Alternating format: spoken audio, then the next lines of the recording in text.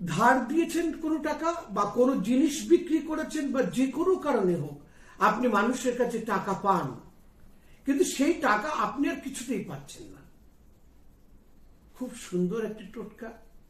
শিবের উপরে ভরসা রাখুন, অবশ্যই ফল মিলবে। 16খানা সোমবার আপনি এটা করতে পারেন।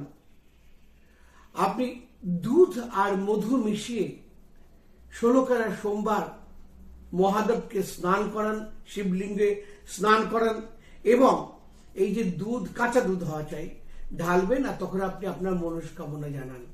নিশ্চিন্তে আপনি আপনার টাকা ফেরত পেয়ে যাবেন। 16টা সোমবার করবেন।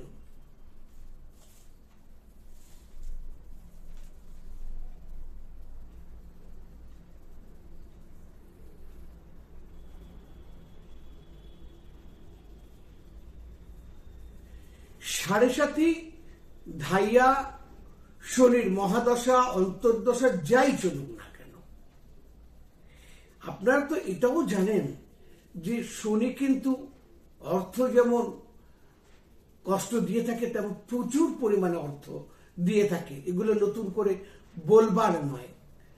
এই প্রচুর অর্থ পেতে শনিকে খুশি করে, এবং শনির যে কোনো দশা হোক না কেন, যে পরিস্থিতি থাক না কেন, অবশ্যই উপকার পাবেন।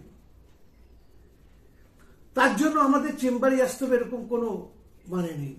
একটা কাজ করুন, 7খানা শনিবার সন্ধেবেলায় কাজল নিন, দোকানে কিনতে পাইয়া 10 টাকা করে প্যাকেটটা খুলে ফেলুন, আর সেই কাজলটা নিয়ে নয় আম গাছ অথবা অশ্বত্থ গাছ অথবা না হলে বট গাছের তলায় নিজের মনস্কামনা জানিয়ে পুঁতে দিন।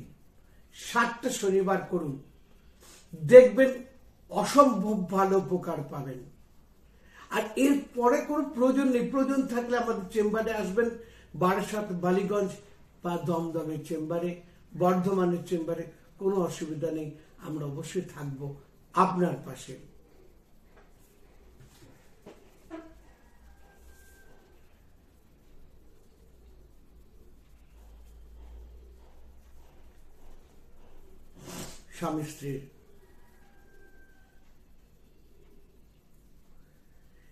স্বামী স্ত্রীর মধ্যে একটু মন কষাকষি, একটা বিতৃষ্ণা ভাব একে অপরের প্রতি,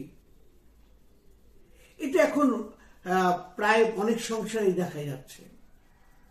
অথচ এটা তো জানেন যে এই রসায়নটা যদি ভালো না থাকে, কিছুতেই কোনো পরিবারের সমৃদ্ধি আসে না, মানসিক অবস্থা নিজেরও ভালো থাকে না, এবং কোনো কাজে সফলতা আসে না। তার জন্য আপনাকে কি করতে হবে? যে ঘরে ঘুমান সেই ঘরে একটাই রাধা কৃষ্ণের ছবি রাখবেন। আর একটা জিনিস বলে রাখি, বাড়িতে যেন কখনোই 4টে রাধা কৃষ্ণের ছবি না হয়।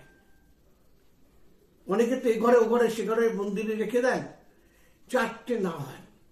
শোয়ার ঘরে একটাই রাধা কৃষ্ণের ছবি রাখবেন।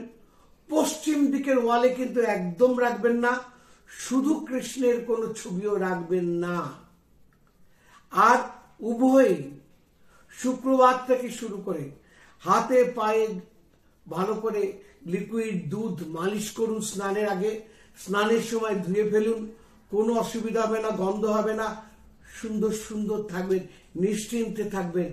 আর খুব বেশি অসুবিধা হলে উপকার পাবেন এতে, তারপরেও প্রয়োজন হলে আমাদের চেম্বারে অবশ্যই আসতে পারেন।